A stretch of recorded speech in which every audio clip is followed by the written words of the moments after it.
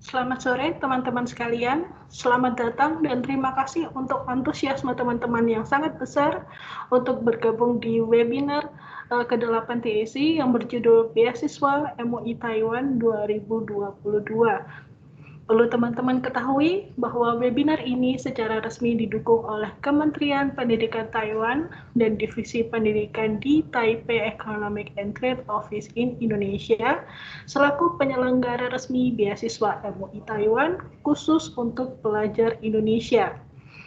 Saya sendiri, Tirta Amarta Effendi, dari Taiwan Education Center Indonesia, Kantor Regional Jakarta, akan memimpin jalannya webinar hari ini. Sebelum memulai webinar, saya perlu mengingatkan teman-teman sekalian untuk menonaktifkan fitur mikrofon serta menjaga ketertiban dalam webinar. TEC akan memberikan e-sertifikat bagi teman-teman peserta yang mengikuti webinar dari awal hingga akhir dan nantinya mengisi form absensi yang akan TEC bagikan di pertengahan acara. Selain itu, kami juga akan membagikan 5 paket souvenir untuk 5 peserta yang beruntung. Baik, kita mulai webinar sore ini. Saya akan menampilkan PPT, mohon ditunggu sebentar.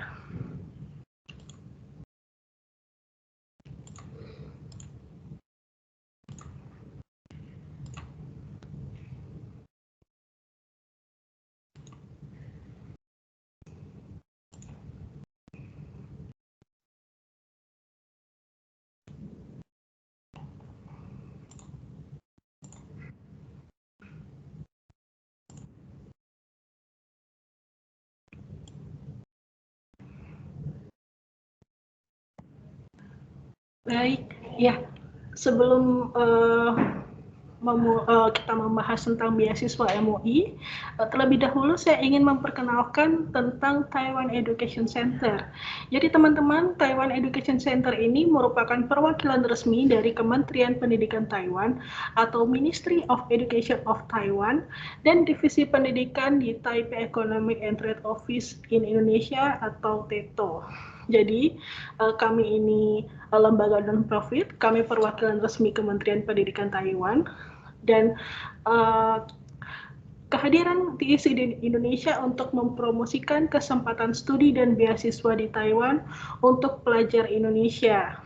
Nah, saat ini sudah terdapat 3 kantor resmi TEC Indonesia, yaitu yang berlokasi di Universitas Negeri Jakarta, yaitu dari kami. Lalu yang kedua di Universitas Muhammadiyah Yogyakarta, dan yang ketiga berlokasi di Universitas Airlangga. Jadi hanya 3 kantor resmi ini yang saat ini dikelola langsung oleh Kementerian Pendidikan Taiwan. Nah, mungkin dari beberapa teman-teman sekalian sudah mengetahui kami lewat Instagram maupun Facebook. Kalau dari Instagram, TEC yang dikelola oleh Kementerian Pendidikan Taiwan hanya memiliki 2 akun Instagram. Jadi yang pertama @TEC_Indonesia dan yang kedua @texit.au. Ya.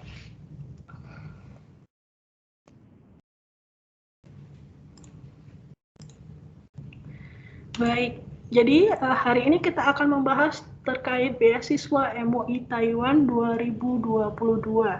Jadi semua yang kami tampilkan hari ini di layar PPT itu merupakan semua materinya kita ambil dari studi di taiwan.blogspot.com. Ya, yang pertama teman-teman ketahui bahwa penyelenggara beasiswa ini adalah Divisi Pendidikan di Taipei Economic and Trade Office atau TETO di Jakarta. Ya, tujuan dari beasiswa ini adalah untuk mendorong mahasiswa asing berprestasi, terutama di sini untuk pelajar Indonesia, untuk meneruskan jenjang pendidikannya di Taiwan. Nah, untuk periode pendaftarannya saat ini belum dimulai ya, tapi nanti 1 Februari hingga 31 Maret silahkan teman-teman mendaftar beasiswa MUI Taiwan. Nah, sumber informasi paling resmi, paling detail terkait beasiswa MUI Taiwan hanya bisa teman-teman dapatkan di website Divisi Pendidikan TETO di studi di taiwan.blogspot.com. Jadi, untuk kepentingan mendaftar beasiswa MUI Taiwan, harapnya teman-teman memproses informasi yang resmi dan valid saja dari studi di taiwan.blogspot.com.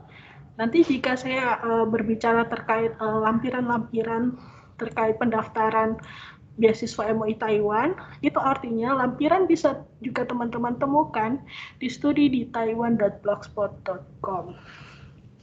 Nah, jadi kita akan bahas satu persatu semua poin yang ada di peraturan pendaftaran beasiswa. Nah, usahakan teman-teman untuk mengumpulkan berkas tidak melewati batas waktu akhir. Ya, jadi saat ini teman-teman kan sudah tahu bahwa batas akhirnya adalah 31 Maret. Jadi, usahakan bahwa berkas dikirim mungkin sekitar misalnya seminggu sebelumnya. Jadi, usahakan perkirakan bahwa berkas pendaftaran akan sampai sebelum atau paling tidak pada 31 Maret. Jadi, sampai di TETO Jakarta ya.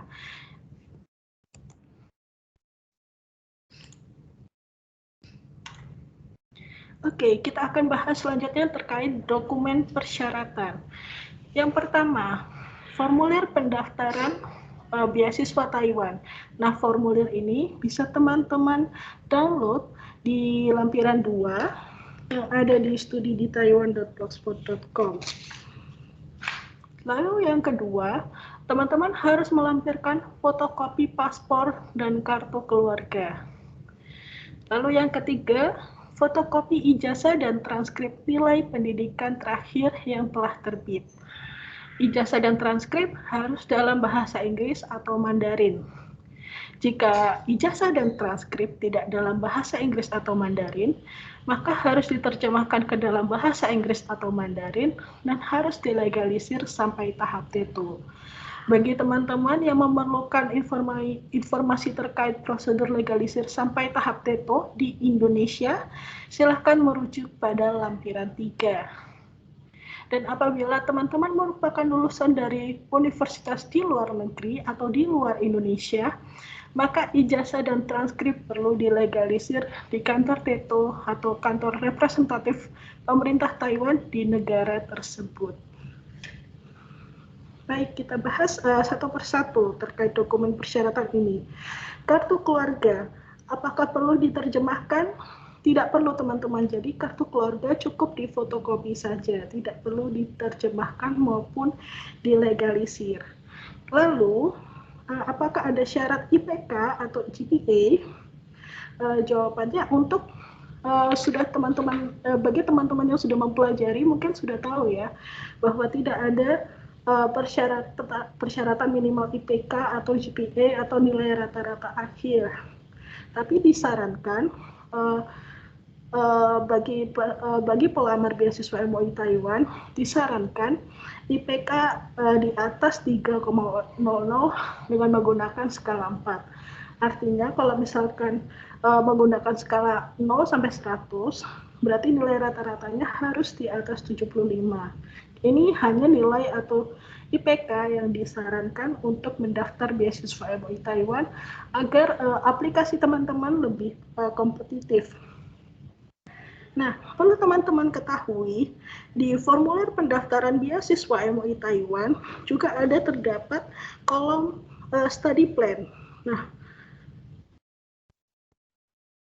Nah, pertanyaannya, apakah study plan memiliki requirement terkait berapa kata atau berapa kalimat gitu atau seberapa panjang? Nah, ini tidak ada. Tapi yang perlu kami tegaskan, yang bisa kami sarankan ke teman-teman bahwa study plan harusnya ditulis dalam bahasa Inggris atau Mandarin dan harus dijelaskan secara singkat, padat, dan jelas. Jadi tidak perlu terlalu panjang, tapi cukup menjawab kenapa teman-teman studi di Taiwan dan memilih jurusan dan universitas yang teman-teman pilih. Jadi yakinkan pada kami, yakinkan pada penyelenggara beasiswa bahwa teman-teman layak menjadi salah satu awardee. Lalu, terkait pilihan universitas ataupun jurusan, apakah boleh memilih lebih dari satu universitas atau jurusan? Jawabannya, ya, boleh. Silahkan memilih maksimal 3 pilihan jurusan atau universitas. Jadi teman-teman punya 3 pilihan ya ketika mendaftar beasiswa MUI Taiwan. Misal, teman-teman memilih uh, 3 universitas, katakanlah 3 jurusan di 3 universitas yang berbeda. Itu artinya teman-teman harus melampirkan bukti pendaftaran setiap universitas. Ya, jadi ketiga-tiganya bukti pendaftarannya harus dilampirkan saat teman-teman mendaftar beasiswa MUI Taiwan. Nah, kalau misalkan teman-teman sudah mendaftar 3 universitas tersebut, tapi teman-teman tidak inputkan datanya, data pilihan teman-teman di berkas beasiswa MUI Taiwan. Nah, ini artinya teman-teman tidak bisa mendaftarkan beasiswa MUI Taiwan di universitas lain gitu. Jadi hanya di universitas yang teman-teman daftarkan di aplikasi beasiswa MUI Taiwan. Nah, apakah boleh pilih universitas swasta? Tentunya boleh. Silahkan memilih universitas negeri maupun swasta di Taiwan, pilihan teman-teman sekalian. Apakah boleh jurusan tidak linear? Maksudnya jurusan yang dipilih di Taiwan nanti tidak linear dengan jurusan yang sebelumnya? Boleh ya. Sekali lagi silakan yakinkan penyelenggara beasiswa bahwa teman-teman kenapa teman-teman memilih jurusan yang tidak linear. Tapi pada dasarnya tidak apa-apa, diperbolehkan. Nah, lalu ada juga pertanyaan begini. Apakah boleh mendaftar beasiswa universitas ketika kita juga mendaftar beasiswa MUI? Jawabannya ya, bisa teman-teman. Jadi manakala teman-teman tidak diterima beasiswa MUI Taiwan, teman-teman bisa juga masih bisa berkesempatan untuk mendapatkan beasiswa dari universitas. Jadi ya silahkan secara bersamaan mendaftar beasiswa universitas dan beasiswa MUI Taiwan. Tapi pada akhirnya kalau misalkan teman-teman diterima di dua program tersebut, beasiswa universitas dan beasiswa MUI Taiwan, pada akhirnya teman-teman harus memilih satu beasiswa saja. Oke, sekarang move on terkait ijazah dan transkrip. Nah, jika misalkan ijazah teman-teman sekalian sudah bilingual atau sudah dalam bahasa Inggris, apakah harus dilegalisir sampai tahap TETO? Jawabannya tidak perlu. Legalisir sampai tahap TETO itu diharuskan apabila ijazah dan transkrip yang diterjemahkan dalam bahasa Inggris atau Mandarin itu tidak diterjemahkan oleh pihak sekolah atau universitas teman-teman. Ya, jadi misalkan kalau diterjemahkan oleh penerjemah tersumpah, nah ijazah terjemahan ini harus dilegalisir sampai tahap TETO.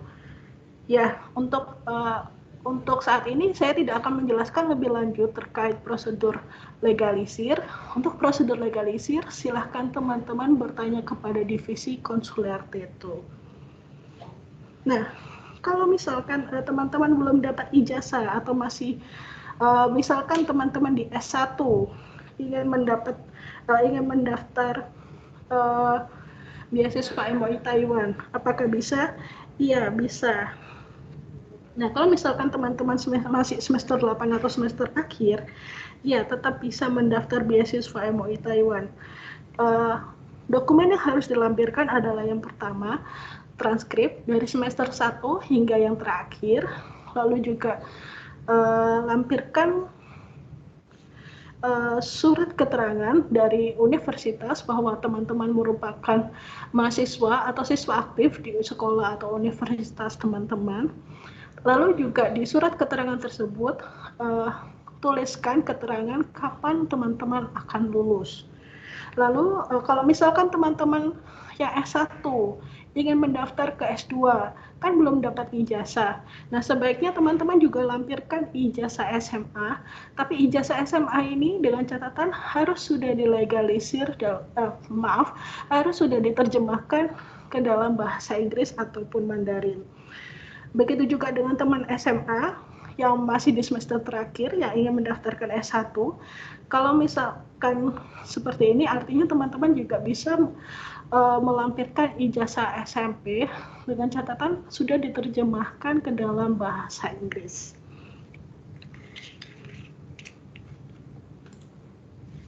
Baik, persyaratan yang selanjutnya yaitu fotokopi atau scan bukti formulir pendaftaran universitas yang menunjukkan bahwa peserta telah mendaftar ke universitas di Taiwan untuk semester fall tahun 2022. Contoh bukti pendaftaran yaitu fotokopi bukti transfer uang pendaftaran atau formulir yang digunakan saat pendaftaran universitas, atau fotokopi bukti tanda terima formulir pendaftaran, atau screenshot email, dan lain-lain. Lalu selanjutnya ada dokumen persyaratan yaitu 2 surat rekomendasi yang telah ditandatangani dan tersegel rapat dalam amplop. Contoh pemberi rekomendasi adalah kepala sekolah, atau rektor, atau dekan, atau profesor, atau dosen pembimbing, atau guru wali, atau guru dan dosen yang mengenal catatan akademik teman-teman, atau supervisor akademik, atau atasan di tempat teman-teman sekarang sedang bekerja. Nah, surat rekomendasi dalam bentuk email atau fotokopi tidak berlaku. Baik, kita akan bahas satu persatu. Kalau misalkan teman-teman defer dari sudah mendaftar di Universitas Taiwan nih di periode selanjutnya atau di spring 2022, apakah bisa defer ke fall 2022 dan mendaftar beasiswa MOI Taiwan? Jawabannya tidak bisa. Jadi hanya aplikan yang mendaftar ke semester fall tahun 2022 saja yang eligible untuk mendaftar beasiswa MOI Taiwan. Sekali lagi teman-teman, kalau misalkan belum mematikan mikrofonnya, harap dimatikan terlebih dahulu agar webinar bisa berjalan lancar. Baik, jadi teman-teman yang defer dari periode sebelumnya atau intinya tidak mendaftar Universitas Taiwan di fall semester 2022, maka ini tidak eligible untuk mendaftar beasiswa MOI Taiwan.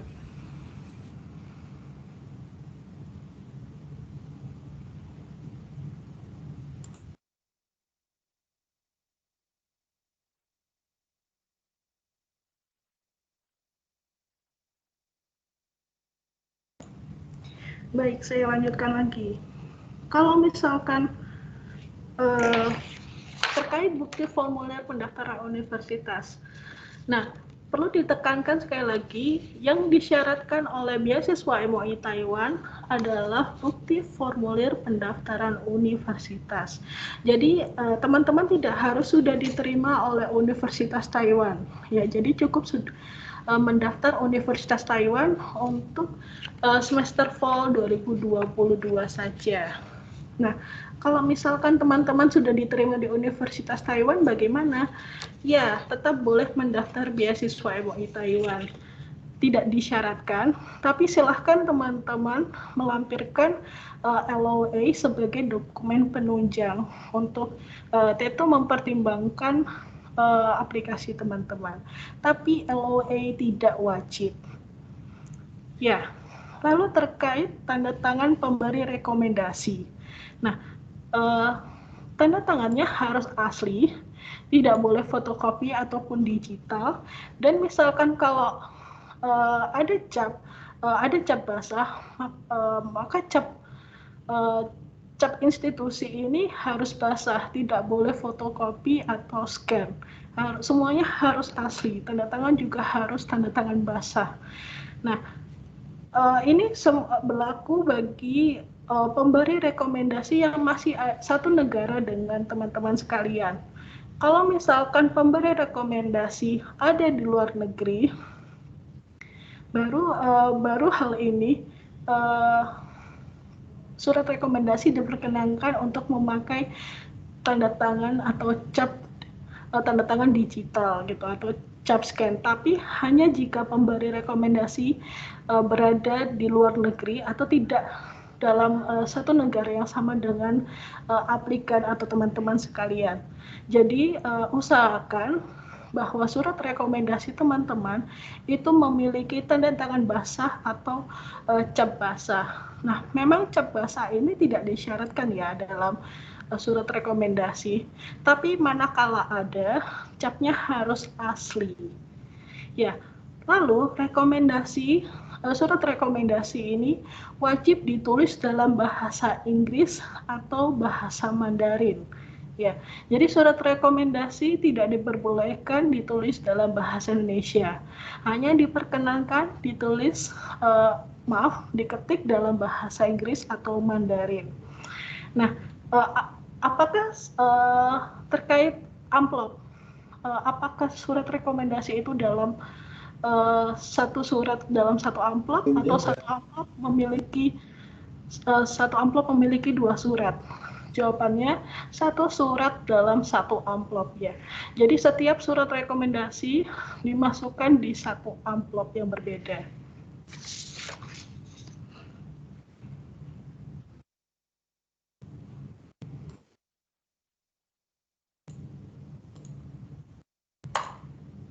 Ya, sekarang kita akan membahas terkait fotokopi sertifikat kemampuan bahasa. Ya, jadi sertifikat kemampuan bahasa adalah syarat yang mutlak. Ketika teman-teman sekalian sebelumnya mengambil jurusan yang berbahasa Inggris ataupun Mandarin, sertifikat kemampuan bahasa tetap harus dilampirkan ketika teman-teman mendaftar beasiswa MUI Taiwan. Baik, kita jelaskan terkait persyaratan sertifikat kemampuan bahasa. Jika teman-teman memilih program studi atau jurusan yang tidak menggunakan bahasa Inggris, maka fotokopi sertifikat TOCFL ini yang disyaratkan. Nah, sertifikat TOCFL ini harus memiliki tingkatan hasil ujian minimal tingkat menengah atau B1. Nah, selain TOCFL, TETO tidak akan menerima sertifikat bahasa Mandarin yang lain. Nah, terkait jadwal ujian TOCFL Indonesia tahun 2022, bisa teman-teman lihat di studiditaiwan.blogspot.com.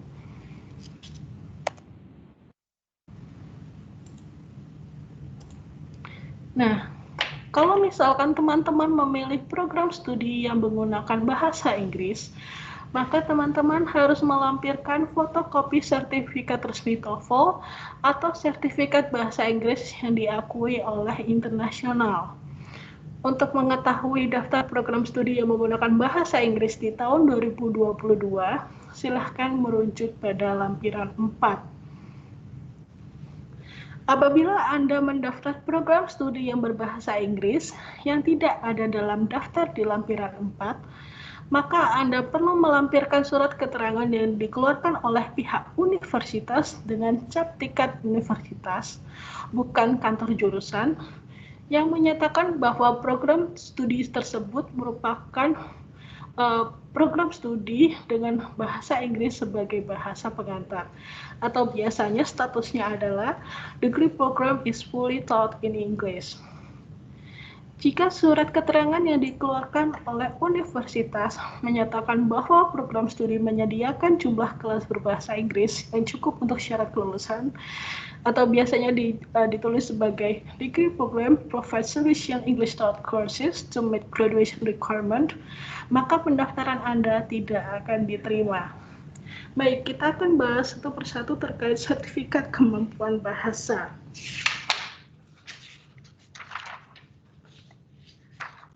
sertifikat bahasa Inggris apa saja yang diterima oleh penyelenggara beasiswa MOI, yaitu teman-teman bisa melampirkan sertifikat seperti TOEFL ITP atau TOEFL IBT atau TOEIC atau IELTS.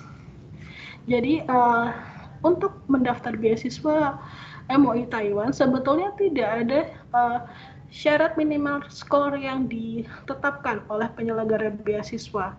Tapi kami sarankan bahwa skor harus skor kalau misalkan teman-teman menggunakan TOEFL ITP, skor disarankan di atas 500 agar lebih kompetitif. Silahkan menggunakan patokan ini untuk teman-teman konversi skor di TOEFL IBT atau TOEIC atau IELTS. Nah, jika ada pertanyaan, bolehkah mendaftar jurusan atau universitas di luar lampiran 4? Jawabannya ya, bisa. Asalkan memenuhi yang poin berikut ini.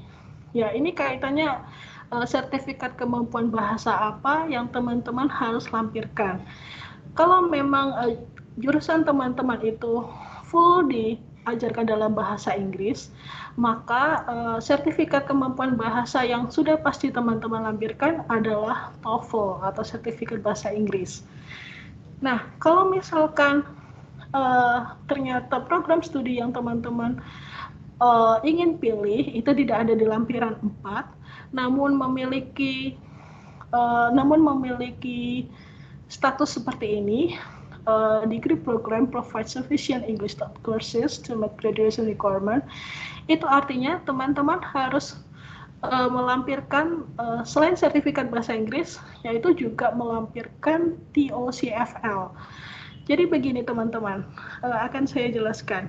Jadi di Taiwan sendiri beberapa jurusan terdapat beberapa macam program studi. Jadi ada program studi yang diajarkan full dalam bahasa Inggris atau 100% diajarkan dalam bahasa Inggris. Lalu kedua, itu yang seperti ini. Degree program provide sufficient English courses to meet graduation requirement, atau biasanya jurusan menyediakan jumlah course dalam bahasa Inggris itu 75% saja, sekitar 75% saja. Sisanya diajarkan dalam bahasa Mandarin. Lalu yang ketiga, ada juga jurusan yang partially diajarkan dalam bahasa Inggris maupun bahasa Mandarin. Ini artinya bisa diartikan kadang sekitar 50% courses itu diajarkan dalam bahasa Inggris dan 50% sisanya itu diajarkan dalam bahasa Mandarin. Nah, intinya seperti ini.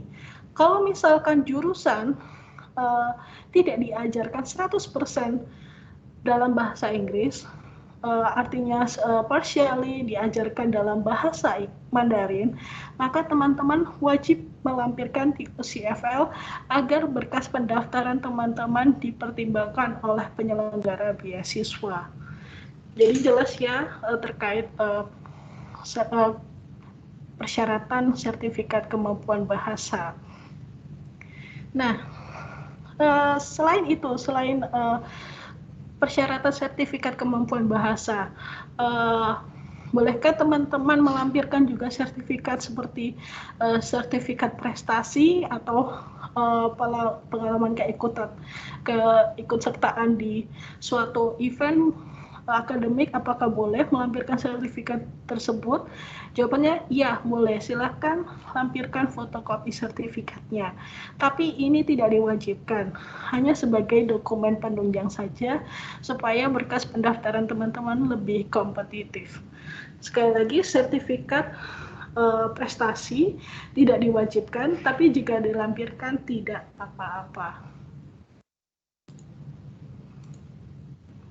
Nah, dokumen persyaratan nantinya selain dikirim, jika teman-teman nanti mendaftar beasiswa MOI Taiwan, teman-teman tidak hanya mengirimkan dokumen persyaratan ke kantor TETO Jakarta saja, Tapi teman-teman harus juga mengisi formulir online. Nah, formulir online-nya bisa diisi mulai dari 1 Februari. Jadi kalau sekarang ini di bulan Januari, teman-teman belum bisa mengisi formulir online. Ingat, periode pendaftarannya dimulai dari 1 Februari. Nah, kalau misalkan teman-teman hanya mengirimkan dokumen ke Teto saja atau hanya mengisi formulir online saja, maka pendaftaran beasiswa tidak diterima oleh pihak Teto atau dinyatakan gagal. Nah, bagaimana dengan pelamar yang di luar Indonesia atau di Taiwan? Apakah tetap harus kirim berkas ke Teto? Jawabannya iya, karena penyelenggara beasiswa MUI Taiwan hanya di Teto Jakarta. Jadi berkas persyaratan hanya dikirimkan ke Teto Jakarta.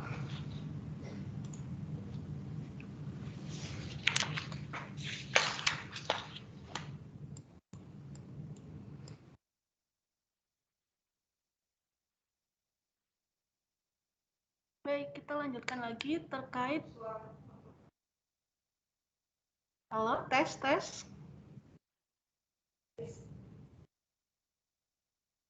Ada suaranya? Oke, baik. Maaf, saya lanjutkan lagi ke bahasan yang selanjutnya.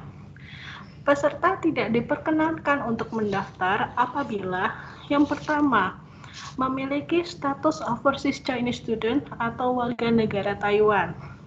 Jadi, beasiswa MUI Taiwan yang diselenggarakan oleh Teto Indonesia itu hanya dikhususkan untuk pelajar Indonesia atau warga negara Indonesia. Yang kedua, peserta tidak diperkenankan untuk mendaftar apabila sudah terdaftar atau sedang belajar di universitas di Taiwan atau sudah diterima di tahun sebelumnya, kecuali jika Anda ingin mendaftar untuk jenjang pendidikan berikutnya. Jadi misal kalau teman-teman S1 di Taiwan, itu boleh mendaftar beasiswa MUI Taiwan, tapi untuk jenjang yang berikutnya, untuk yang S2 atau S3. Lalu yang ketiga, pernah belajar di Taiwan pada tingkatan jenjang yang sama. Nah, jadi kalau misalkan teman-teman sudah pernah S1 di Taiwan, lalu ingin mengambil S1 lagi di Taiwan dengan menggunakan beasiswa MUI Taiwan, nah yang seperti ini tidak eligible untuk mendaftar beasiswa MUI Taiwan. Eligible untuk mendaftar beasiswa MUI hanya jika teman-teman mendaftar untuk jenjang pendidikan berikutnya. Lalu yang keempat, sewaktu belajar di Taiwan, peserta merupakan mahasiswa yang mengikuti pertukaran pelajar atau double degree program yang merupakan program kerjasama antar universitas. Poin nomor 4 ini maksudnya begini teman-teman. Jadi saat teman-teman menerima beasiswa MUI Taiwan, teman-teman bukan merupakan pelajar yang mengikuti exchange students atau sedang mengambil double degree program. Jadi saat menerima beasiswa MUI Taiwan, teman-teman harus mengambil full degree program. Jadi bukan yang exchange student atau yang double degree program. Tapi kalau misalkan sebelumnya teman-teman pernah mengikuti exchange student exchange program di Taiwan, tidak di periode yang sama ya. Nah, teman-teman tetap eligible untuk mendaftarkan beasiswa MUI Taiwan. Lalu yang kelima tentunya pernah menerima beasiswa dari pemerintah Taiwan total lebih dari 5 tahun. Lalu yang keenam, pernah membatalkan atau dibatalkan dalam program MUI Taiwan Scholarship atau pernah membatalkan atau dibatalkan dalam program Hawaii Enrichment Scholarship atau HES. Saat belajar di Taiwan di periode yang sama, peserta menerima beasiswa lainnya dari pemerintah Taiwan atau beasiswa universitas, tapi ini tidak termasuk jika Universitas Taiwan yang bekerja sama dengan program beasiswa MUI Taiwan memberikan diskon biaya kuliah saat nominal biaya kuliah melebihi subsidi yang disediakan oleh program beasiswa ini. Nah, Silahkan merujuk pada lampiran 5 untuk mengetahui Universitas Taiwan yang menyediakan diskon biaya kuliah untuk penerima beasiswa Taiwan 2022. Oke, sebelum kita membahas tentang lampiran ini atau terkait skema beasiswa, saya ingin menjelaskan beberapa hal terkait eligibility. Nah, misal teman-teman sudah saat ini atau sudah pernah mengambil S2 di Indonesia, mengambil jurusan A. Nah, lalu ingin mengambil S2 lagi di Taiwan di jurusan A yang sama atau jurusan yang berbeda, tapi S2-nya di Taiwan. Nah, kalau sudah S2 di Indonesia atau di luar Taiwan, apakah boleh mendaftar S2 di Taiwan lalu mendaftar beasiswa MUI Taiwan? Jawabannya ya, boleh. Tetap boleh mendaftar beasiswa MUI Taiwan untuk yang jenjang yang sama, asalkan jenjang S2 yang sebelumnya itu tidak di Taiwan. Sekali lagi saya tekankan, untuk yang pernah join student exchange di Taiwan, sebelum periode fall semester 2022, silahkan bisa mendaftar beasiswa MUI Taiwan. Nah, kalau misalkan teman-teman ingin mendaftar HES dan MUI bersamaan, apakah boleh? Jawabannya iya, boleh. Jadi kalau misalkan teman-teman pada akhirnya diterima oleh beasiswa MUI Taiwan dan program HES, pada akhirnya teman-teman harus memilih salah satu program beasiswa saja. Nah, kalau misalkan teman-teman sudah pernah ikut HES, apakah boleh mendaftar beasiswa MUI Taiwan? Jawabannya iya, boleh. Yang tidak diperbolehkan adalah jika teman-teman sudah pernah mendapat beasiswa MUI Taiwan, lalu mendaftar HES, nah yang mendaftar HES ini yang tidak eligible. Tapi untuk webinar hari ini kita tidak akan membahas lebih jauh tentang HES. HES akan dibahas di kesempatan yang lain. Nah, apakah mendaftar beasiswa universitas dan beasiswa MUI secara bersamaan diperbolehkan? Tadi kita sudah bahas juga ya di awal-awal, jawabannya boleh. Tapi pada akhirnya, jika teman-teman diterima di kedua program beasiswa, teman-teman harus memutuskan salah satu program beasiswa mana saja yang akan teman-teman pilih untuk studi nanti.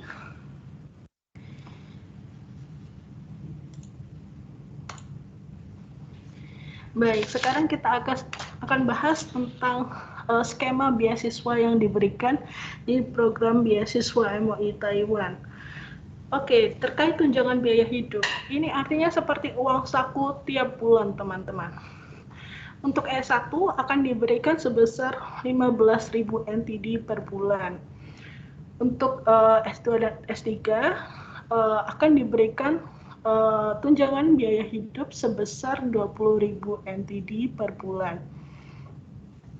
Beasiswa MUI Taiwan atau Kementerian Pendidikan Taiwan juga akan memberikan subsidi biaya kuliah maksimal sebesar 40.000 NTD per semester untuk setiap penerima beasiswa MUI Taiwan.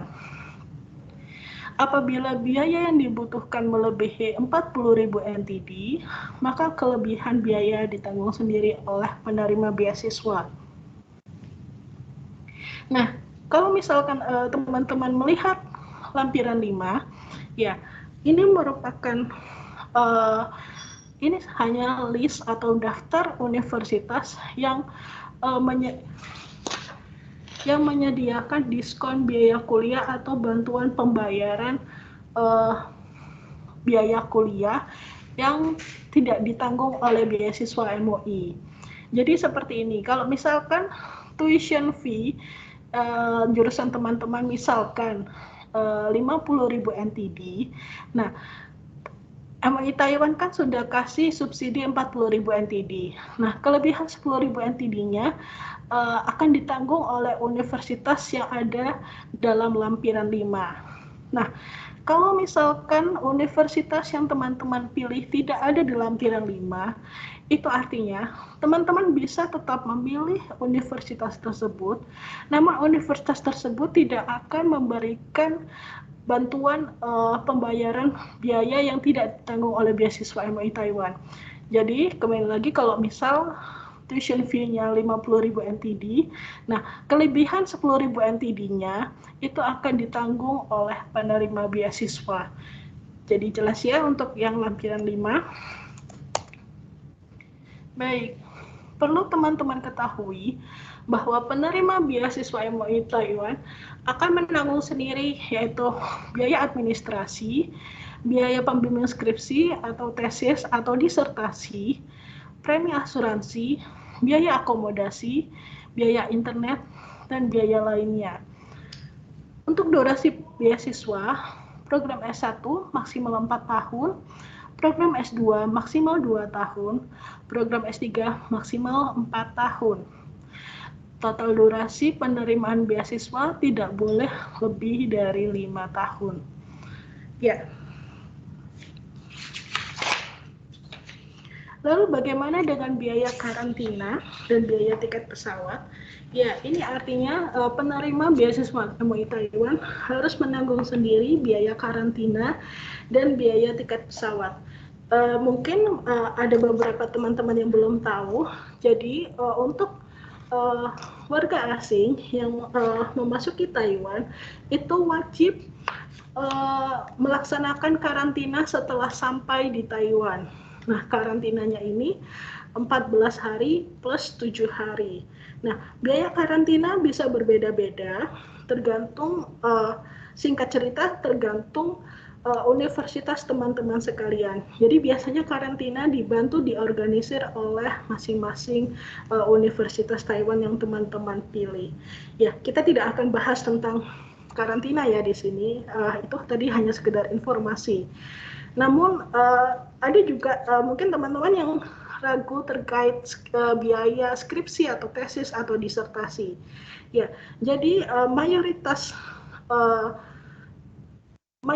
di Taiwan biaya penelitian, biaya skripsi atau tesis atau disertasi biasanya akan dibantu oleh masing-masing academic advisor atau profesor teman-teman saat di Taiwan.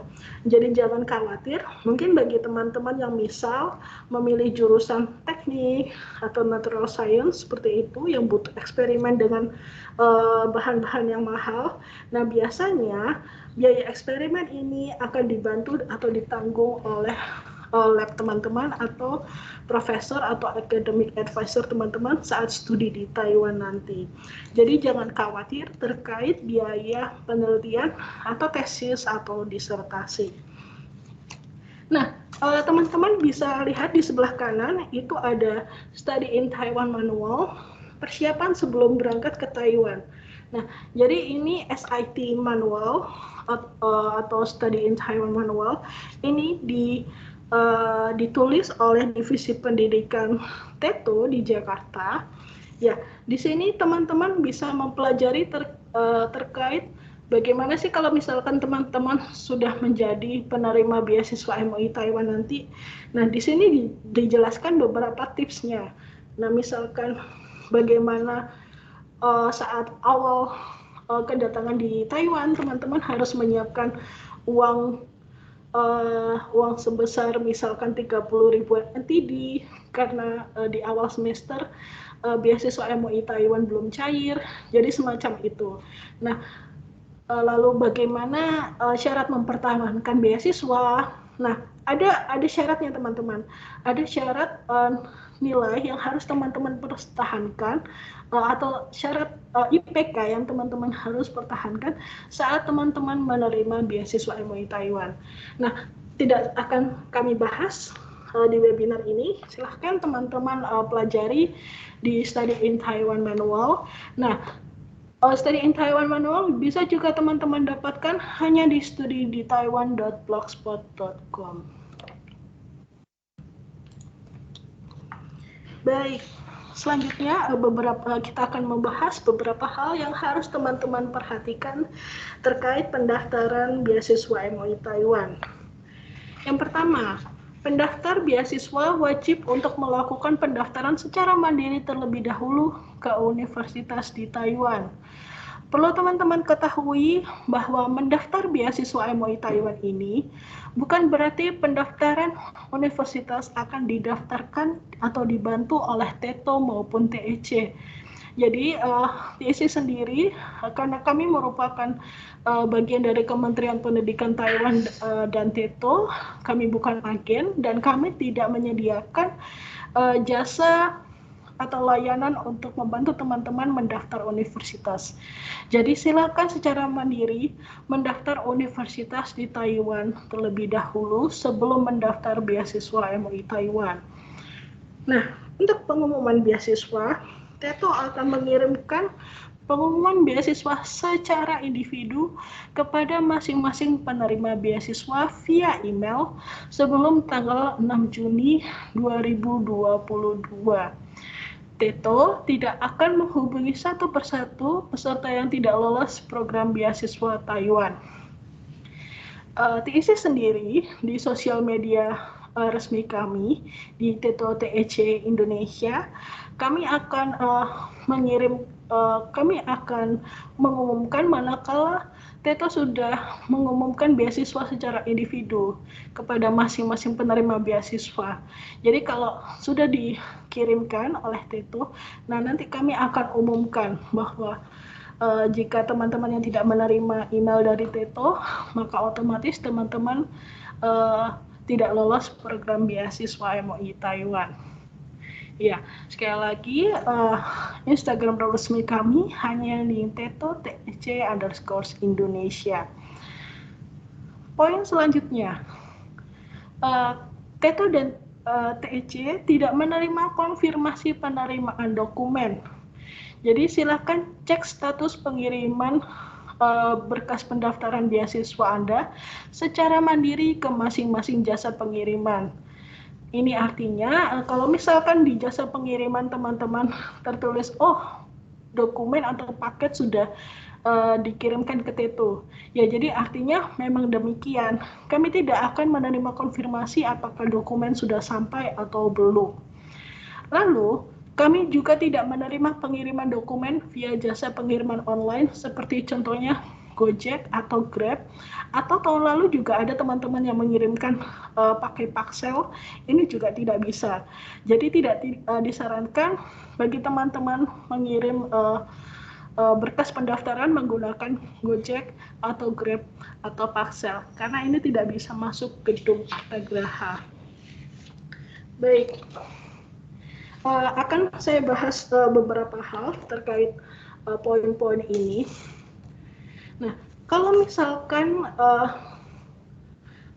teman-teman menjadi salah satu awardee beasiswa MUI Taiwan, kalau informasi pengumuman universitas itu di atas 6 Juni, ini bagaimana? Nah, silahkan teman-teman nanti konfirmasi ke TETO. Jadi TETO nanti akan memberikan deadline tertentu terkait konfirmasi apakah teman-teman akan menerima tawaran diterima menjadi awardee beasiswa Taiwan atau tidak. Jadi kalau misalkan teman-teman menjadi awardee beasiswa MUI Taiwan, teman-teman juga harus lolos atau diterima di universitas yang teman-teman pilih. Baik, ada satu pertanyaan terkait pengiriman berkas.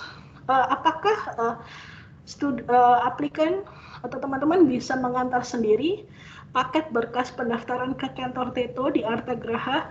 Jawabannya tidak diperkenankan. Jadi kami sarankan teman-teman mengirim berkas pendaftaran beasiswa menggunakan jasa pengiriman paket seperti JNE, JNT, dan lain sebagainya. Sekali lagi, tapi tidak disarankan memakai jasa pengiriman online karena tidak bisa masuk gedung Artagraha. Jadi intinya, sekali lagi teman-teman tidak bisa mengantar sendiri berkas pendaftaran ke kantor TETO. Baik, begitu akhir dari mohon maaf sebelumnya. Jadi itu saja pemaparan saya dari TEC Indonesia Kantor Regional Jakarta terkait beasiswa MUI Taiwan. Semoga membantu teman-teman untuk lebih memahami pendaftaran beasiswa MUI Taiwan. Jadi terima kasih sudah mendengarkan dan saat ini kita akan masuk ke sesi tanya jawab.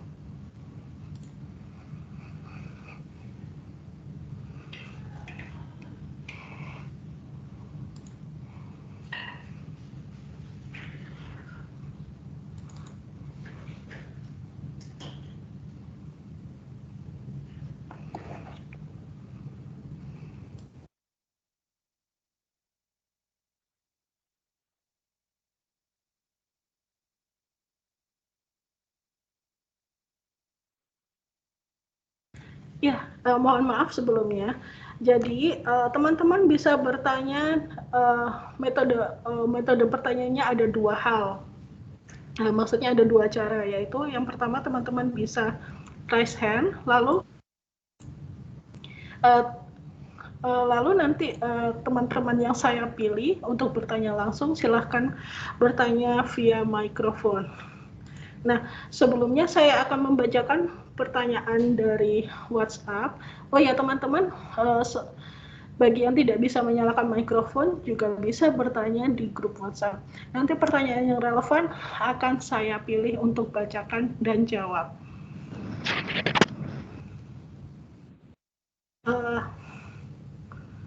Oke. Ada pertanyaan dari Felicia. Jika mendaftar menggunakan jalur overseas Chinese melalui jalur media apapun, apakah bisa ikut MUI? Jadi intinya melalui media apapun atau organisasi apapun, jika berstatus sebagai overseas Chinese student, maka ini tidak diperkenankan untuk mendaftar beasiswa MUI Taiwan.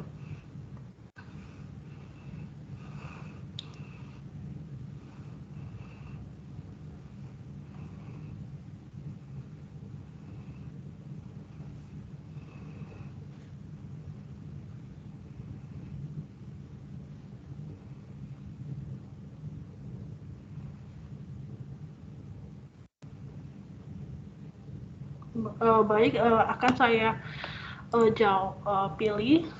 Yang pertama dari Eva ER, ya. Dari Eva ER. Halo, selamat sore. Selamat sore, ya. Bisa mendengar suara saya? Ya, ya, selamat silakan. sore, saya Eva. Saya ingin bertanya terkait dengan legalisir. Nah, apabila tadi sudah disampaikan bahwa apabila ijazah dan transkrip sudah berbahasa Inggris itu tidak perlu dilegalisir. Nah, tetapi apabila terjemahannya adalah dikeluarkan lembaga kampus, gitu apakah tetap harus dilegalisir? Dan pertanyaannya tidak perlu dilegalisir, Teto. Baik, terima kasih. Nah, pertanyaan kedua, apabila lolos MOE dan kan boleh maksimal 3 universitas, lalu ketiga universitasnya diterima. Apakah ada pilihan pertama, kedua, ketiga seperti itu, atau kita berhak memilih kampus mana saja yang akan kita tuju? Begitu, terima kasih. Iya, untuk ini, untuk pertanyaan yang nomor 2, nanti silahkan berdiskusi dengan Divisi Pendidikan Teto. Jadi nanti mohon maaf untuk yang ini tidak bersifat pribadi saja antara awardee dan Divisi Pendidikan Teto, karena ini juga case per case ya gitu. Jadi saya sarankan untuk ini nanti bertanya langsung kepada Divisi Pendidikan Teto di edutwindonesia@gmail.com. Jadi ini kasus yang spesifik, tapi baiknya kalau misalkan teman-teman memilih 3 universitas atau 3 jurusan, pastikan pilihan yang pertama adalah benar-benar yang teman-teman prioritaskan. Jaga-jaga kalau misalkan yang diterima ke 3 universitas ternyata yang harus diutamakan adalah pilihan pertama. Ya, tapi untuk selanjutnya universitas mana saja yang harus teman-teman pilih. Nanti kalau misalkan diterima ketiga universitasnya, ini nanti silakan didiskusikan secara pribadi dengan divisi pendidikan TETO. Ya, terima kasih pertanyaannya. Sekarang Diana, silahkan menyalakan mikrofonnya untuk bertanya.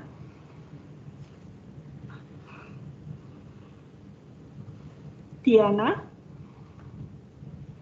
Baik, saya ingin bertanya, apa daftaran beasiswa MOE dan MOFA dibuka secara bersamaan. Dari beasiswa Taiwan sendiri juga menyediakan beasiswa ICDF. Nah, jika untuk jaga-jaga untuk mendaftarkan beasiswa MOE, MOFA, dan ICDF juga diperbolehkan atau tidak? Iya, baik. Terima kasih pertanyaannya. Nah, perlu teman-teman ketahui bahwa beasiswa pemerintah Taiwan yang dibuka untuk pelajar Indonesia itu hanyalah beasiswa MOI Taiwan. Nah, bagaimana dengan beasiswa MOFA? Beasiswa MOFA tidak diperuntukkan untuk pelajar Indonesia. Jadi beasiswa MOFA itu tidak bisa teman-teman daftar, tidak dibuka untuk pelajar Indonesia, itu intinya. Jadi hanya beasiswa MOI Taiwan. Mohon teman-teman hanya memproses informasi resmi saja dari sumber yang resmi. Nah, kalau misalkan teman-teman mendaftar beasiswa MOI Taiwan, beasiswa ICDF, dan beasiswa universitas, ketiganya berbarengan, ini tidak apa-apa. Tapi kalau misalkan teman-teman diterima di semua program beasiswa yang teman-teman daftar, pada akhirnya teman-teman harus memilih satu program beasiswa universitas saja. Ya, tidak boleh ketiganya atau dua beasiswa itu diambil secara bersamaan. Ini melanggar peraturan. Oh ya, selain MOFA, beasiswa MOST itu juga tidak dibuka untuk pelajar Indonesia. Kaitannya ini untuk degree program ya. Kalau non degree program seperti research grant dan lain sebagainya itu ada gitu. Tapi yang saya bicarakan di sini adalah beasiswa untuk degree program. Beasiswa MOFA dan MOSI itu tidak dibuka untuk pelajar Indonesia. Jadi hanya beasiswa MOI Taiwan. Ya, terima kasih pertanyaannya. Lalu silahkan menyalakan mikrofon untuk Crescentia RW. Ya, suara saya kedengaran ya? Ya, sore. Silakan bertanya. Oke. Jadi saya mau tanya, pertama kalau untuk paspor itu paspornya harus yang udah diperbarui atau boleh pakai yang lama? Maksudnya tanggal kadaluarsanya kapan? Iya, maksudnya udah expired gitu. Yes, sebaiknya. Iya betul. Pada intinya dokumen paspor yang teman-teman fotokopi untuk dikumpulkan beasiswa MOI Taiwan harus yang masih berlaku. Ya, jadi tidak bisa yang sudah expired. Ya, terima kasih pertanyaannya. Ini ada satu pertanyaan. Saya ada satu pertanyaan lagi, boleh? Ada Oke, pertanyaan silakan. lagi boleh? Oke. Kan saya sudah lulus SMA ya, jadi transkrip nilainya itu yang kelas 12 aja atau dari kelas 10? Iya, sekali lagi untuk teman-teman SMA yang ingin mendaftar S1 di Taiwan dan beasiswa MOI Taiwan. Nah, kan ijazah dan transkrip belum punya, lalu harus melampirkan apa?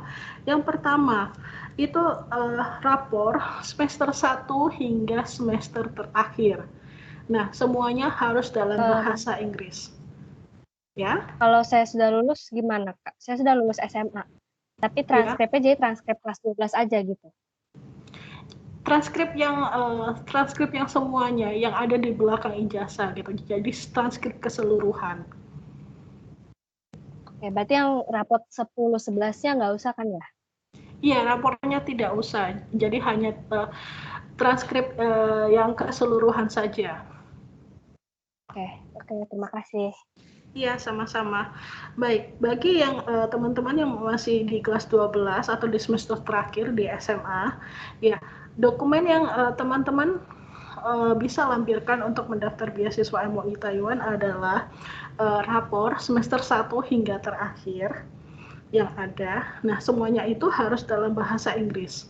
Lalu yang kedua, surat keterangan yang diterbitkan oleh sekolah Anda yang menyatakan bahwa Anda siswa aktif di sekolah Anda dan sampaikan juga di surat keterangan kapan Anda akan lulus. Lalu sebagai penunjang silahkan juga lampirkan ijazah SMP yang mana ijazahnya harus dalam bahasa Inggris. Nah, ini berlaku juga untuk bagi teman-teman yang ingin mendaftar dari S1 ke S2 gitu. Misalkan sekarang S1 di semester terakhir.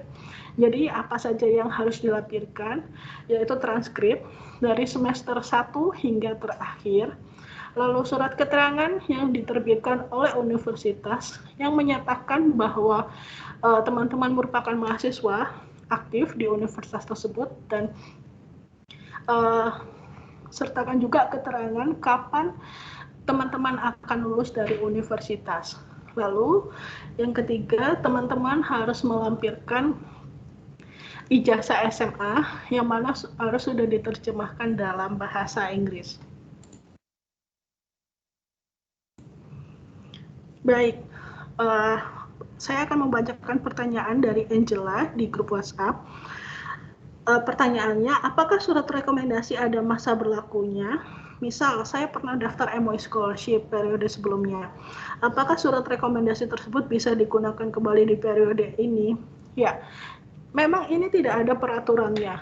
Tapi logikanya, tentu teman-teman harus menyiapkan surat rekomendasi terbaru supaya lebih menunjang, lebih sesuai dengan keadaan teman-teman sekalian sekarang.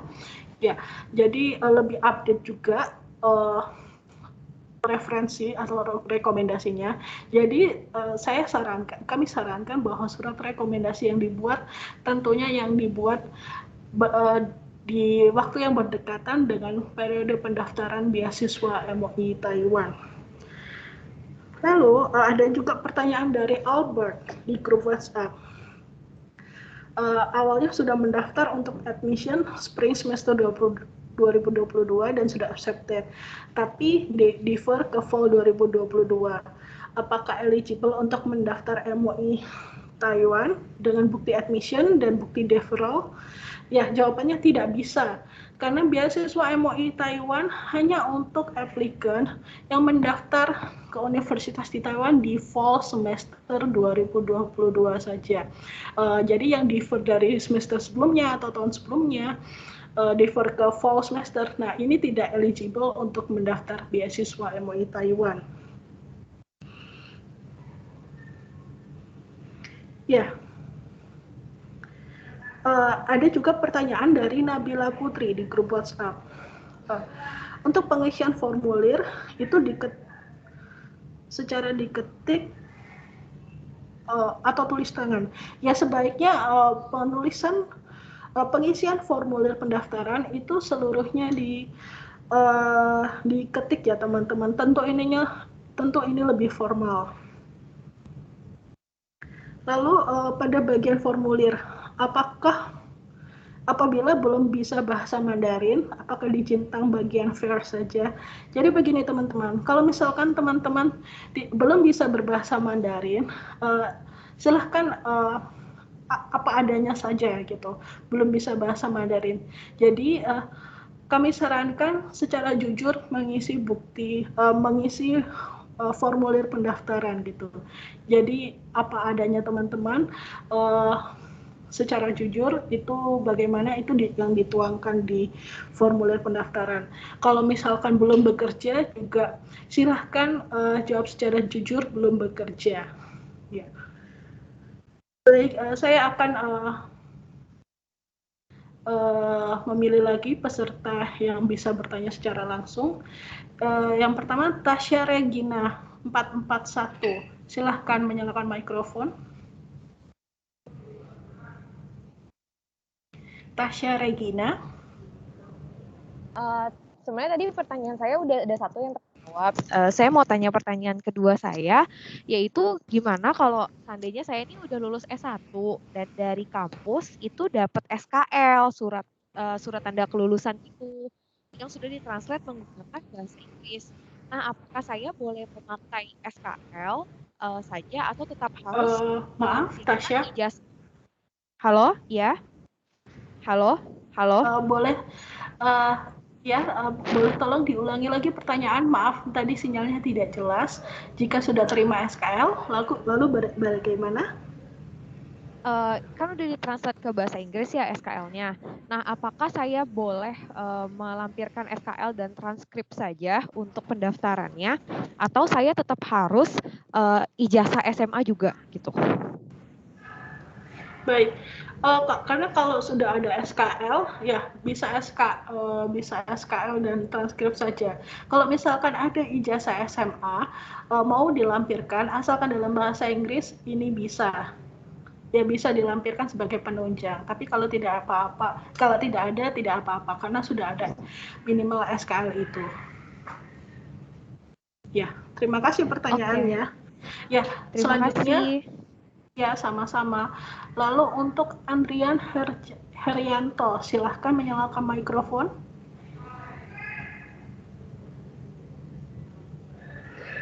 Saya mohon maaf, nama saya. Ya. Oke, yang Andrian. dua pertanyaan. Yang pertama, untuk TOEFL ITB saya itu saya mengikutinya tanggal 20 Februari 2019 atau kan biasanya berlaku 2 tahun. Apakah masih bisa untuk mendaftar karena paling lambat kan 31 Maret gitu ya. Jadi belum selesai batas pendaftaran tapi sudah expired ya kalau 2 tahun. Apakah itu masih boleh atau harus memperbarui? Yang kedua, apakah ada batas usia? Karena tidak ada, kalau dilihat dari penjelasan tadi tidak ada tentang usianya. Gitu aja, Mbak. Terima kasih. Iya, terima kasih pertanyaannya. Untuk sertifikat kemampuan bahasa yang dikumpulkan untuk mendaftar beasiswa MUI Taiwan harus yang masih berlaku. Jadi kalau misalkan sudah expired, tentu ini akan melemahkan application teman-teman sekalian. Jadi sebaiknya menggunakan sertifikat kemampuan bahasa yang masih berlaku. Lalu terkait persyaratan batas usia tidak ada. Jadi untuk beasiswa MUI Taiwan tidak ada batas bawah maupun atas untuk usia. Ya, terima kasih pertanyaannya. Untuk Patricius Sembro. Halo Bu. Maaf, ya, halo. tadi Andrian Herjanto atau siapa Bu? Oh iya, salah ya. Iya, silakan bertanya. Oke, sorry Bu, mau tanya, saya udah lulus jenjang S1 dan akan mendaftar untuk yang S2. Terkait surat rekomendasinya, itu saya udah punya surat rekomendasi dari kampus untuk jenjang S1, tapi karena terkait kondisi pandemi sekarang ini, mereka tidak bisa menerima untuk onsite, Bu. Jadi untuk tanda tangan bahasa dan cap bahasanya itu, mereka semua menggunakan digital. Itu bagaimana ya, Bu? Iya. Apakah pemberi rekomendasi masih dalam satu negara? Iya, Bu. Cuma beda kota. Udah beda Iya. kota sih. Saya di Jakarta, di Surabaya. Iya. Nah, ini kan pendaftarannya masih lama ya, periode pendaftarannya. Bisa teman-teman kalau misalkan punya case sejenis, bisa silakan mengusahakan surat rekomendasi itu mengusahakan supaya pemberi rekomendasi mau mengirimkan tanda tangan basahnya gitu atau suratnya ke Anda gitu. Jadi kalau misalkan beda kota bahkan beda pulau, kalau misalkan teman-teman masih satu negara dengan pemberi rekomendasi, maka tanda tangan ataupun cap kalau ada ini harus basah, harus asli gitu. Tidak boleh pakai tanda tangan digital. Hanya pemberi rekomendasi yang berada di negara yang berbeda saja yang bisa memakai tanda tangan digital seperti itu. Nah, apabila Teto mengetahui bahwa tanda tangan yang pemberi rekomendasi berikan kalau misalkan pemberi rekomendasinya ketahuan ada di satu negara, maka ini bisa membuat Anda tidak lolos beasiswa MOI Taiwan. Karena ini sudah jelas sekali ya di website bahwa harus asli, tanda tangan harus asli, tidak boleh email, tidak boleh fotokopi. Dan saya tambahkan lagi untuk lebih memperjelas, tidak boleh scan, dan semua tanda tangan dan capnya harus asli. Ya, terima kasih pertanyaannya. Lalu pertanyaan selanjutnya, Hugo, silahkan menyalakan mikrofonnya. Selamat sore. Sore. Ya, silahkan. Mau tanya terkait dengan TOEFL-nya. Di websitenya studi di Taiwan itu kan tertulis kalau ada diminta fotokopi sertifikat resmi TOEFL atau sertifikat bahasa Inggris lain yang diakui oleh internasional. Apa ada contoh kayak tempat yang menyediakan TOEFL yang internasional atau sejenisnya gitu? Ya, tidak ada. Silahkan untuk informasi ini silahkan teman-teman mencari sendiri ya. Saya kira untuk di Indonesia sudah banyak penyelenggara TOEFL minimal TOEFL ITP atau TOEIC itu sudah banyak. Silahkan mencari tahu di institusi atau universitas terdekat Anda gitu, biasanya menyediakan. Oke, saya tidak akan menjawab lebih lanjut terkait ini. Silakan Waude Nurmayani, silakan menyalakan mikrofon. Selamat sore, terima kasih yang diberikan. Ya, selamat sore. Ya. Saya tadi kan Ibu sempat menjelaskan bahwa kita boleh melampirkan berkas tambahan berupa sertifikat prestasi. Apakah sertifikat prestasi tersebut harus ke Mandarin atau ke English? Itu yang pertama. Kemudian yang kedua, tadi Ibu sempat menampilkan PPT yang membahas tentang durasi penerimaan beasiswa. Untuk S1 4 tahun, S2 2 tahun, S3 4 tahun. Terus di bagian bawahnya ada tulisan total durasi penerimaan beasiswa tidak boleh lebih dari 5 tahun. Itu seperti apa ya Bu? Terima kasih. Soalnya ada di bagian atas ada maksimalnya. Terus ternyata di bagian bawah ada juga tulisan tidak boleh lebih dari 5 tahun. Ternyata berbeda. Terima kasih. Iya, terima kasih untuk pertanyaannya. Sebentar saya akan menampilkan lagi PPT-nya.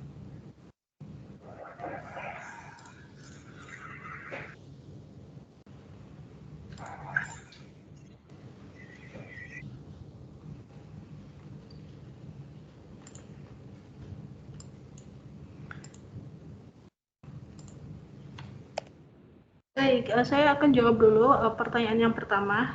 Nah, sertifikat prestasi yang dilampirkan sebaiknya ini sertifikat yang dalam bahasa Inggris saja ya, yang dilampirkan sertifikat yang dalam bahasa Inggris ataupun Mandarin gitu. Karena mungkin akan teman-teman juga akan kerepotan gitu kalau misalkan sertifikat prestasi itu dalam bahasa Indonesia. Tapi kalau misalkan teman-teman ada effort lebih untuk menerjemahkan sertifikat prestasi yang ditulis dalam bahasa Inggris ke bahasa Inggris menggunakan penerjemah tersumpah, itu silahkan gitu, tapi tidak diwajibkan gitu.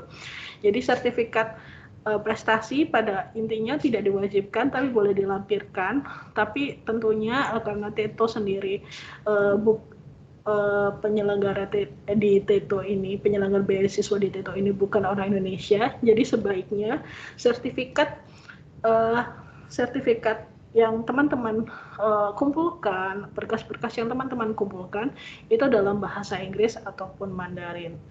Ya, oke. Pertanyaan yang kedua terkait durasi beasiswa, ini pertanyaan yang bagus sekali. Jadi misalkan ya, teman-teman sudah pernah mendaftar program S2.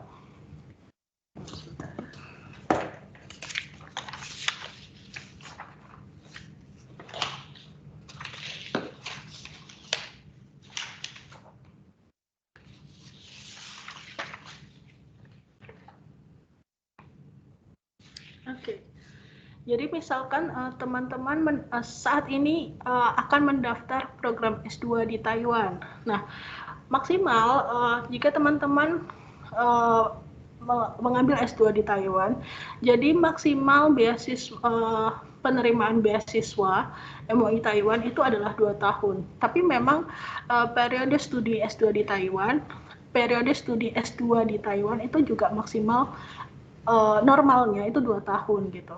Dan penerimaan beasiswa itu maksimal 2 tahun. Nah, ini sudah nih 2 tahun S2 di Taiwan juga menerima beasiswa MUI Taiwan. Nah, lalu untuk S3 mau lanjut lagi di Taiwan untuk mendaftar beasiswa MUI Taiwan lagi, itu bisa. Nah, tapi di sini teman-teman cuman punya jatah sisa 3 tahun gitu. Nah, kalau misalkan 2 tahun sebelumnya itu sudah pernah menerima beasiswa MUI Taiwan, misalkan untuk jenjang S2. Jadi ketika teman-teman mengambil S3 di Taiwan dan juga diterima lagi beasiswa MUI Taiwan, maka maksimal penerimaan beasiswa adalah sisa 3 tahun. Ya, jadi total durasi penerimaan beasiswa tidak boleh lebih dari 5 tahun. Itu maksudnya. Nah, kalau misal teman-teman mengambil katakanlah program S1 di Taiwan. Nah, program S1 di Taiwan itu kan durasinya 4 tahun. Jadi penerimaan beasiswa MUI Taiwan sesuai di sini aturannya 4 tahun. Nah, ini maksimal 4 tahun gitu. Tidak boleh misalkan ada suatu case tertentu teman-teman harus memperpanjang 1 semester lagi saat S1. Nah, tambahan 1 semester ini biaya kuliahnya tidak akan ditanggung oleh beasiswa MUI Taiwan. Alias 1 semester tambahan ini harus teman-teman biayai sendiri, seperti itu. Semoga menjawab ya yang tentang total durasi penerimaan beasiswa. Jadi kalau misalkan S1 sudah menerima beasiswa MUI Taiwan selama 4 tahun, misalkan S2 lagi di Taiwan. Nah, masih punya sisa kuota 1 tahun nih, misalkan keterima lagi MUI Taiwan. Nah, ini cuma bisa membiayai teman-teman selama 1 tahun saja. Ya, terima kasih pertanyaannya. Ya Bu, terima kasih kembali. Iya, pertanyaan selanjutnya silahkan Bernadetta Krisyanti. Silahkan menyalakan mikrofon. Baik, selamat sore. Terima kasih atas waktunya. Apakah suara saya terdengar? Ya, terdengar. Silahkan bertanya. Oh ya, baik. Izin bertanya, untuk beasiswa ini berlaku untuk semua jurusan termasuk program ekstensi atau program alih jenjang D3 ke S1 atau bagaimana ya, Bu? Untuk pertanyaan yang kedua, apakah bisa diinfokan untuk email dari divisi pendidikannya tadi? Ya, terima kasih. Baik, jadi begini, untuk apakah lulusan D3 itu boleh mendaftar S1 di Taiwan, lalu mendaftar beasiswa MUI Taiwan? Pada dasarnya boleh, silahkan, masih eligible untuk mendaftarkan beasiswa MUI Taiwan. Tapi untuk bagaimana prosedurnya dari lulusan D3 mendaftarkan ke S1, bagaimana prosedur pendaftaran ke universitasnya, itu informasi ini tidak kami sediakan. Silahkan bertanya langsung ke universitas ke universitas yang akan dipilih. Ya, jadi silahkan menyampaikan bahwa Anda lulusan D3, apakah bisa mendaftar di universitas atau jurusan yang Anda pilih. Ya, silakan bertanya langsung ke International Office universitas yang Anda pilih. Tapi pada dasarnya, untuk konteks apakah eligible untuk mendaftar beasiswa MUI Taiwan, Anda eligible. Lalu yang kedua, silahkan mengakses semua informasi resmi terkait pendaftaran beasiswa MUI Taiwan hanya di studi-di-taiwan.blogspot.com. Di situ teman-teman kalau buka page yang khusus untuk beasiswa MUI Taiwan, di situ bisa ditemukan alamat email resmi divisi pendidikan TETO, itu di edu.tw-indonesia@gmail.com. Di situ sudah tertera ya. Baik, di grup WhatsApp ada lagi pertanyaan dari Armedi. Pertanyaannya, saya kebetulan sudah lulus S2 dari universitas di Indonesia, berencana mengambil master di S2 Master S2 di Taiwan karena program S2 di Indonesia merupakan profesi. Apakah beasiswa ini bisa memprovide beasiswa untuk second master? Ya, jawabannya bisa. Kalau misalkan sudah pernah S2 di Indonesia, lalu mengambil S2 lagi di Taiwan dengan jurusan yang sama, apakah eligible untuk mendaftar beasiswa MOE Taiwan? Jawabannya ya, bisa eligible mendaftar beasiswa MOE Taiwan. Lalu ada lagi pertanyaan dari Hasanuddin. Jika saya akan apply program doktorat, apakah harus menyertakan publikasi atau rencana proposal penelitian terlebih dahulu?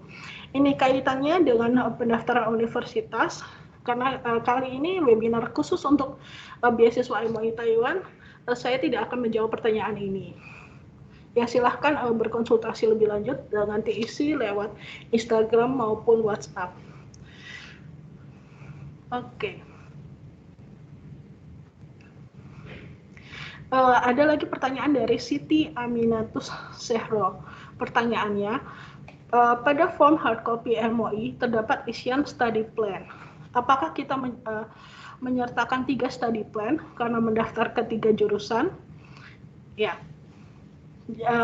Jawabannya begini, tidak perlu. Silahkan membuat 1 study plan saja gitu. Jadi ini juga, mohon maaf.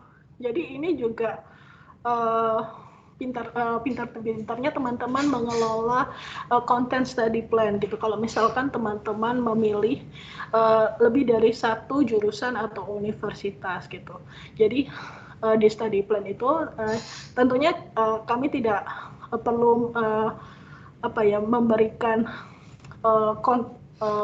konteks atau template-nya gitu. Jadi teman-teman silahkan pikirkan sendiri sesuai keadaan teman-teman sekalian, bagaimana membuat study plan yang baik yang bisa mewakili keseluruhan pilihan yang teman-teman pilih. Ya, jadi tidak perlu membuat study plan lebih dari 1 ketika teman-teman memilih jurusan atau universitas lebih dari 1. Ya. Lalu ada pertanyaan dari Jolin Felicia Cenggra. Ya, maaf jika salah penyebutan. Ya, silahkan bertanya. Jolin. Ya, selamat sore. Jadi saya mau tanya, misalnya saya sudah daftar di jalur Overseas Chinese di 4 universitas. Nah, kalau misalnya saya mau daftar MOE, apakah bisa saya daftar sebagai international student di uni lain dulu, baru daftar MOE? Terima kasih. Ya, pada dasarnya, jika seseorang memiliki status sebagai Overseas Chinese, ini tidak eligible ya untuk mendaftar beasiswa MOE Taiwan. Ini sudah jelas sekali. Ya, kalau misalkan mendaftar lagi di universitas lain lalu menggunakan status yang lain, misalnya sebagai international student, silakan terlebih dahulu untuk lebih pastinya meminta izin secara pribadi kepada Divisi Pendidikan TETO via email. Nanti Divisi Pendidikan TETO yang akan memutuskan atau memberikan konfirmasi resmi apakah Anda eligible untuk mendaftar atau tidak. Ya, terima kasih pertanyaannya. Lalu Riki Umami Sanas, silahkan bertanya dan menyalakan mikrofon.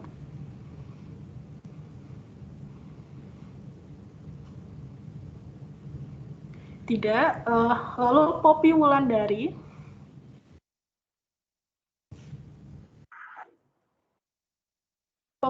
Poppy Wulandari, silahkan menyalakan mikrofon jika ingin bertanya. Iya, terima kasih. Kak, saya ingin bertanya, bagaimana jika program yang saya lamar itu taught in English, tapi OII-nya itu tidak bersedia mengeluarkan surat keterangan bahwa itu taught in English. Tapi di website mereka sudah mengatakan bahwa itu taught in English. Apakah saya boleh melampirkan screenshot hasil website mereka yang menyatakan bahwa itu taught in English?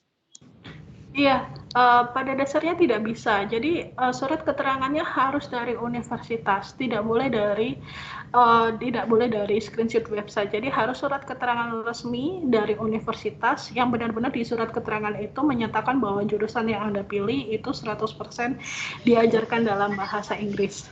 Ya. Oh iya. Lalu untuk pertanyaan selanjutnya silahkan Alfiani Rahmi Putri. Silahkan menyalakan mikrofon untuk bertanya. Iya, terima kasih. Selamat sore. Saya ingin menanyakan terkait persyaratan KK. Nah, untuk KK itu apakah harus KK yang baru diterbitkan atau boleh KK lama? Contohnya misalkan di KK saya itu untuk di kolom pendidikan itu kan masih SLTA sederajat. Sedangkan saya sekarang sudah lulus S1. Nah, apakah harus diperbarui terlebih dahulu datanya atau boleh pakai yang lama? Terima kasih. Boleh pakai yang lama, silahkan, tidak apa-apa. Terima kasih. Lalu pertanyaan selanjutnya bisa disampaikan oleh Patricius Sembro Silambi. Silahkan menyalakan mikrofon.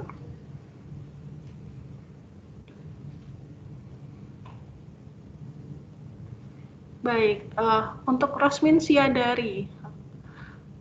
Patricius, apakah ingin bertanya? Baik, terima kasih atas kesempatannya. Di sini saya mau bertanya mengenai surat rekomendasi. Saya sudah mendapatkan 2 surat rekomendasi dari profesor saya di Indonesia, tapi untuk profesor di Universitas tujuan saya bersedia memberikan saya surat rekomendasi lagi. Profesornya berada di Taiwan. Tadi kan dijelaskan kalau beda negara bisa dalam bentuk scan kan, Kak. Terus apakah recommendation letter dari profesor di Taiwan ini kan dalam bentuk scan harus dimasukkan lagi ke dalam amplop. Dan terus kan saya sudah memiliki, jika saya mengambil surat rekomendasi dari profesor yang di Taiwan, artinya saya sudah memiliki 3 recommendation letter. Apakah 3-tiganya bisa dikirim untuk mendaftar MOE? Terima kasih. Iya, terima kasih pertanyaannya. Mohon maaf, Patricius, untuk yang pertanyaan pertama, mohon maaf bisa tolong diulangi lagi karena tadi suaranya agak putus-putus. Oke, baik. Yang sebelum amplop. Sekarang saya sudah memiliki recommendation letter 2 dari profesor saya di Indonesia.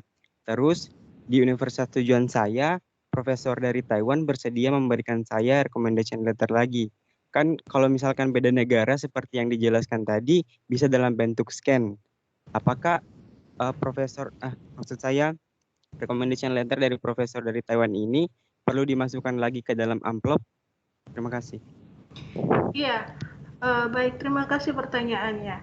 Ya, ketika sebetulnya jumlah surat rekomendasi yang diwajibkan, yang disyaratkan itu hanya 2 gitu. Jadi kalau misalkan hanya melampirkan surat rekomendasi dari 2 dosen yang di Indonesia, itu sebetulnya sudah cukup. Tapi kalau misalkan ingin melampirkan 1 surat rekomendasi dari Universitas di Taiwan, itu boleh gitu. Tapi di sini kalau misalkan pakai tanda tangan digital, baru untuk case ini diperbolehkan. Yang untuk yang surat rekomendasi dari dosen di beda negara dengan Indonesia.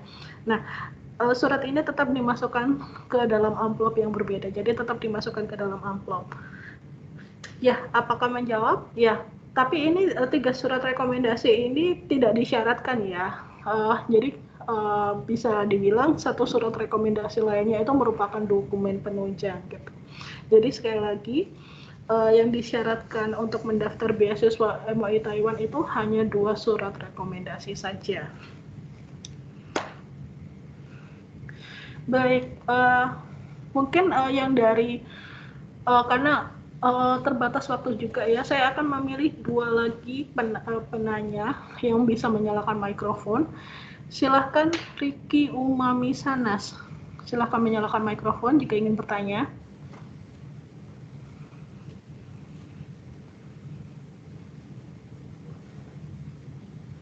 Kami belum mendengar suaranya, Riki.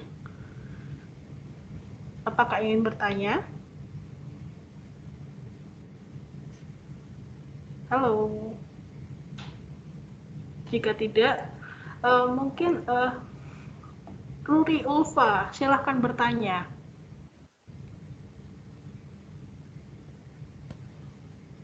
Baik, terima kasih Kak.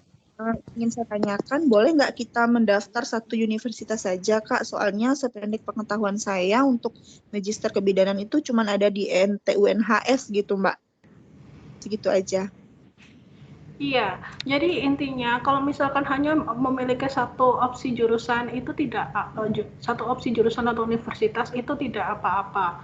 Satu atau dua itu tidak apa-apa. Jadi tidak diwajibkan teman-teman untuk memilih maksimal 3, tidak gitu. Jadi pilihannya 3 itu maksimal. Tapi kalau misalkan hanya memilih satu itu pun juga tidak apa-apa, tidak masalah.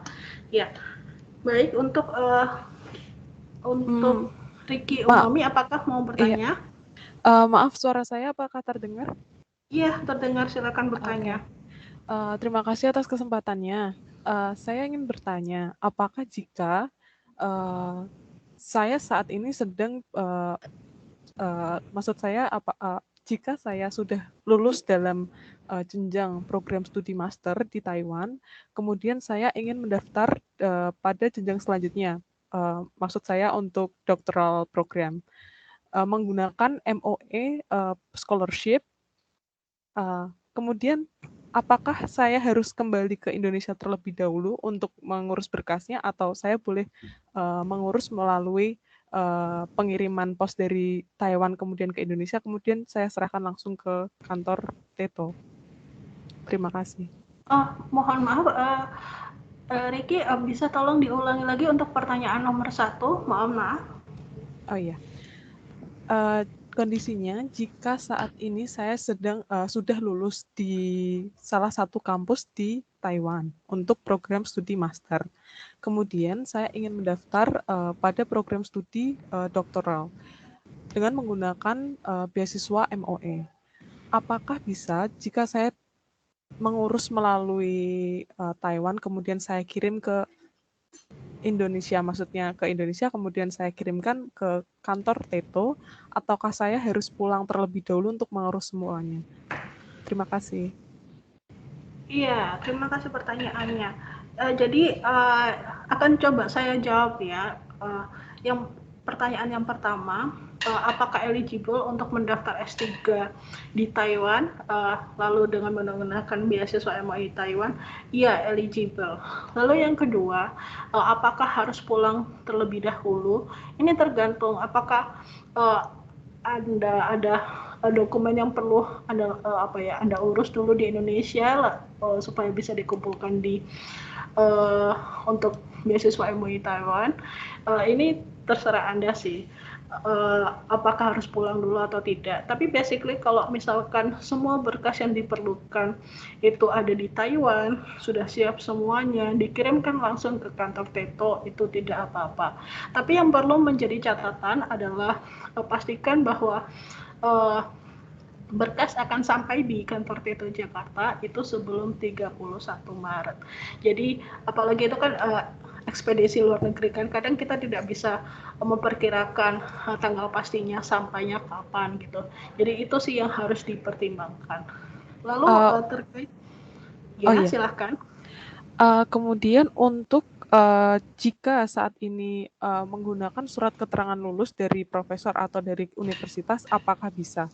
Ataukah harus melampirkan untuk ijazah terbaru? Terima kasih. Ya, sekali lagi, kalau misalkan mau S3 di Taiwan gitu, tetapi misalkan sudah S2 semester terakhir saat ini, ya yang perlu dilampirkan adalah yang pertama, transkrip dari semester pertama hingga akhir.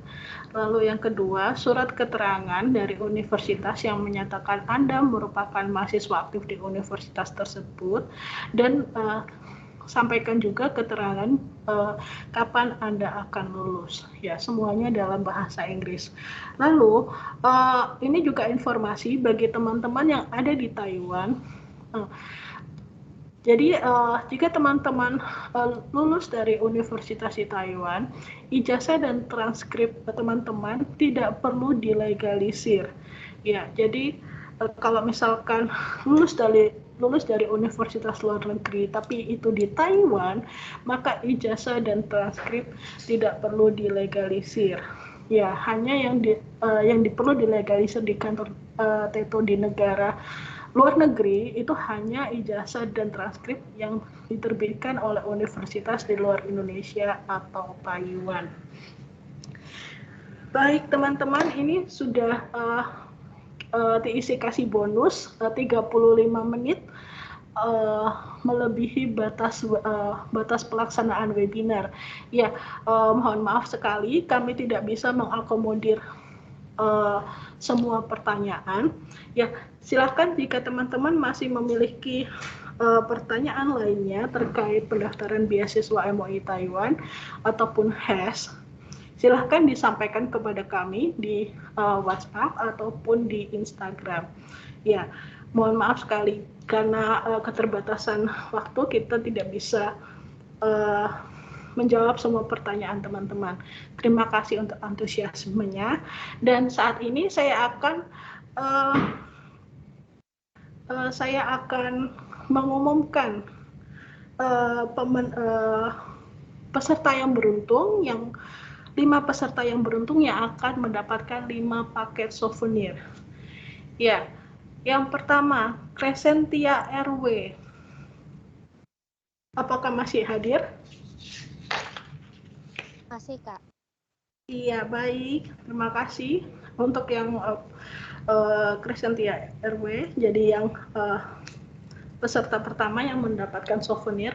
Lalu kedua, Andrian Herjanto. Andrian Herjanto, apakah hadir? Hadir, Bu. Iya, baik. Kita sudah dapat 2 peserta. Ya, sama-sama.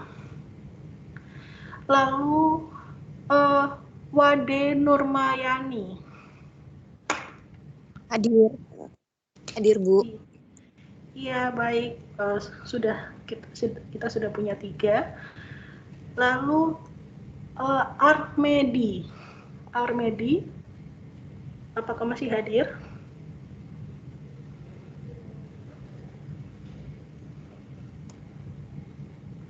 Armedi tidak hadir ya? Sudah tidak hadir ya? Baik. Alfiani Rahmi. Hadir, Bu. Baik, kita sudah mendapatkan 4 pemenang.